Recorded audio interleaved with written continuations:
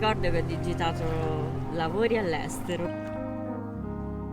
Quando mi sono trasferita ad Atene ho detto: se rimango fino ad aprile mi trasferisco su un'isola. Avevo bisogno di lavorare, a Roma non stavo lavorando. Insegnavo, facevo concerti, stavo per partire con una ragazza in tour come trombettista. E posso dire che viaggio da sempre. Ed è sempre nuovo e sempre difficile in realtà.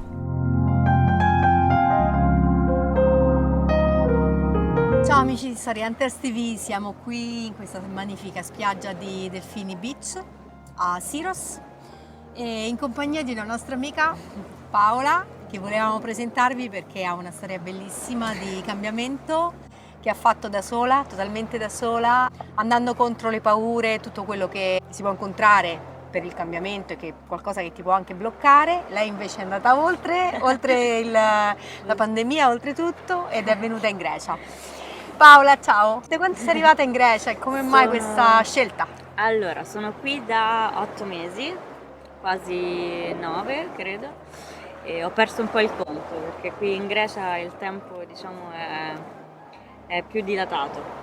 Questa scelta come mai? Per necessità, nel senso che avevo bisogno di lavorare, a Roma non stavo lavorando e ero ferma ormai da un po' per la pandemia e quindi ho deciso di prendere l'occasione di un lavoro che non faceva parte, diciamo, dei miei progetti per andare a esplorare un nuovo posto.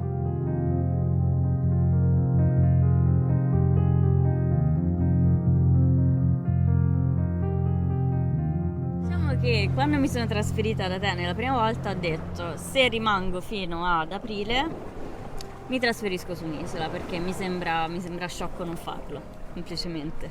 E quindi ho deciso di prendere un'isola a caso perché non c'ero mai stata.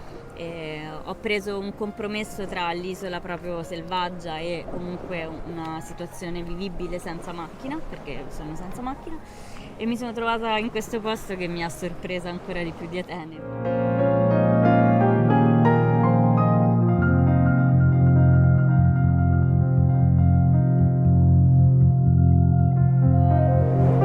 Ripulendo non lo so, a me la calma piace, quindi... C'è sicurezza secondo te? Sì, assolutamente, lascio le finestre aperte, insomma non ho... Perché molti si preoccupano di partire e non trovare una sicurezza che magari hanno nel loro paese. Sì. Tu cosa pensi della Grecia? Ti dà più sicurezza? Com'è? Io penso che mi dà... Atene un po' meno. Qua sì, qua non mi sento in pericolo, ma in generale quando decido di stare in un posto è perché non mi sento in pericolo dove sto. Però i greci sono così, però, no? Sì, è un popolo sì, molto molto semplice, aperto, sì, accogliente e ti fa sentire sicura, è importante questo. Sì. Ti volevo chiedere, Ermupoli, che abbiamo scoperto che si dice Ermupoli. È una cittadina che consiglieresti anche a persone magari che vogliono trasferirsi più avanti con l'età, 50enni, 60enni, eccetera? Ha delle difficoltà? Quali? Ha delle invece semplicità, delle cose che possono invece attrarre? Diciamo che su e giù sono belle scale da fare.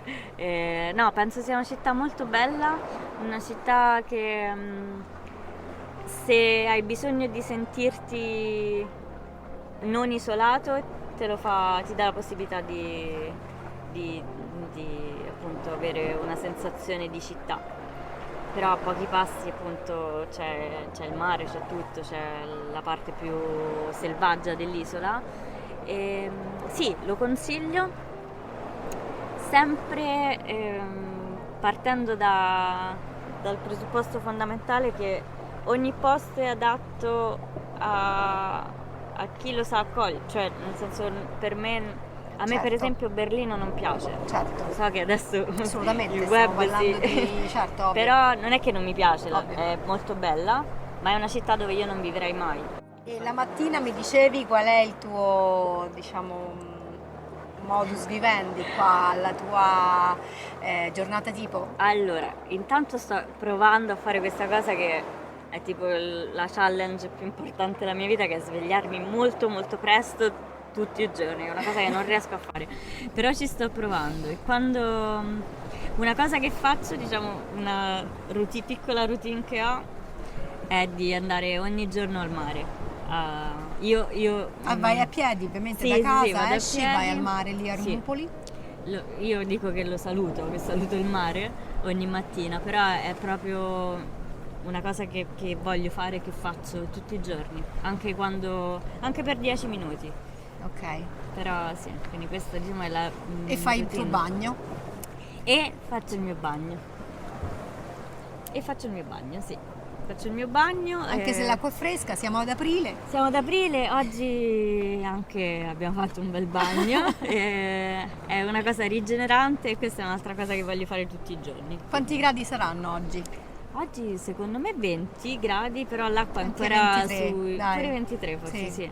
E Molto l'acqua secondo me sta sui 17, sì, non lo so. Il lavoro fondamentalmente quale era a Roma? Allora, Che quando professione ho sempre facevi? fatto lavori diversi, però sono una musicista, quindi in realtà l'ultimo nel 2019, fine 2019, inizio 2020, stavo facendo, diciamo, dei lavori più incentrati solo sulla musica, e poi vabbè è successo Certo. l'imprevedibile. Però sì, di base sono musicista. Da quanti anni lavoravi nella musica? No, in realtà da molti anni ho sempre fatto un po' avanti e indietro. Non li so neanche contare, perché in realtà sono da sempre. Quindi insegnavi, facevi i Sì, concerti? insegnavo, facevo concerti, stavo per partire con una ragazza in tour come trombettista nella sua band, e ho progetti personali, collaborazioni, insegno a bambini, a persone più adulte, E si è bloccato tutto. e diciamo si è messa una grande pausa, In stand una by. lunga pausa. E quindi Una hai pausa aperto coronata. internet e Ho aperto cosa ti internet. è venuto in mente? Ho aperto internet e ho trovato e ho cercato, mi ricordo che ho digitato lavori all'estero, questo è quello che ho cercato, e mi è capitata questa occasione di, insomma, andare a lavorare per questa azienda.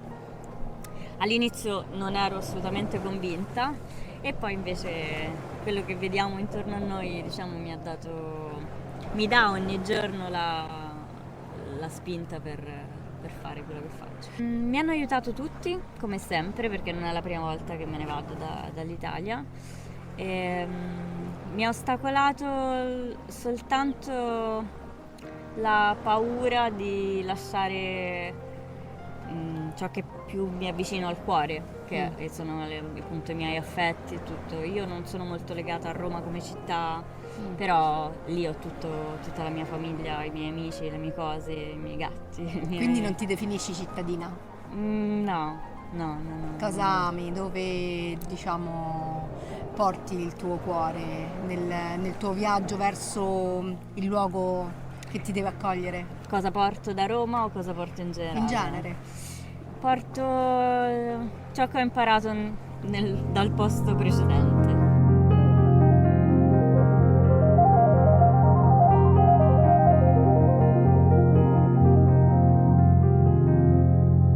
Poi ho vissuto in posti diversi, Tipo? non tantissimi, però ho vissuto ad Amsterdam molti anni, poi mi sono spostata, sono tornata a Roma, poi mi sono rispostata in Islanda, sono tornata a Roma e adesso sono qui in Grecia, e quindi faccio sempre tappa a Roma in realtà, adesso che ci penso, per poi ripartire, perché evidentemente non c'è qualcosa che mi lega. Oppure sapere che comunque la mia casa rimarrà sempre lì mi fa muovere più facilmente, non so. In realtà da piccola viaggiavo molto con i miei genitori, quindi posso dire che viaggio da sempre. Da sola da forse una decina d'anni, forse sì, diciamo una decina d'anni. Ed è sempre nuovo e sempre difficile in realtà, non è una cosa... È una cosa per cui l'abitudine non arriva mai, cioè l'abitudine a partire, a lasciare un posto non è... non so, non è facile farlo. Ogni volta c'è qualcosa che... Ma hai sempre che trovato lascia. il lavoro prima di partire oppure anche le persone diciamo che ci ascoltano eccetera consigli di avviarsi e con un piccolo budget e poi dopo magari si trova quello che si cerca perché c'è qualcosa che ti viene incontro fondamentalmente? Penso che si possano fare entrambe le cose, dipende molto da quello che desideri. Quando sono andata in Islanda sono andata per vedere l'aurora boreale. Avevo dei soldi da parte, non un budget chissà quanto grosso, però sono partita con un obiettivo che era quello, che avevo da sempre, e poi lì ho trovato il lavoro. In Grecia invece ho fatto l'esatto contrario, quindi sono partita con un lavoro e, e poi chissà. Che ovviamente di base bisogna sapere quante lingue almeno. Ma l'inglese è fondamentale, penso. Bisogna essere aperti e curiosi. Non bisogna fare confronti con quello che hai vissuto prima. Non bisogna paragonare troppo le cose perché ogni posto ha qualcosa che ti... Quindi parliamo della tua esperienza ad Atene, com'è stata e come mai adesso sei a Syros da 2 settimane? Allora, Atene è molto simile a Roma per molti aspetti. È una città che ha molto fascino e mi ha accolta in maniera sorprendente per me perché non la conoscevo, non me lo aspettavo, quindi alla fine sono stata bene.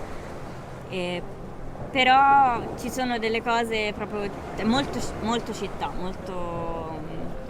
insomma tante cose che ecco, più vado avanti, più viaggio e più mi rendo conto che invece ho bisogno di natura, di posti un pochino più tranquilli. Più a misura d'uomo.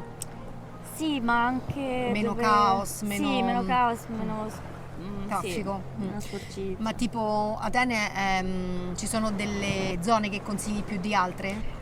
Non ti saprei consigliare un posto piuttosto che un altro, come quartieri? Come ci quartieri, sono dei quartieri ci sono comunque... quartieri molto belli. Kukaki è un quartiere che mi piace molto, Exarchia è un quartiere contraddittorio, è molto riot, se possiamo dire. Ci sono dei quartieri da evitare? Perché un po' pericolosi, forse? Non mi è sembrata una città pericolosa, non l'ho mai percepita così. Mi sembrava una città che mi ha dato molta energia, ma non mi sono innamorata di Atene. Ok. Di Reykjavik sì, mi sono completamente innamorata. Bello, Atene importante. non mi ha fatto innamorare, ma mi ha dato una spinta e un'energia molto forte.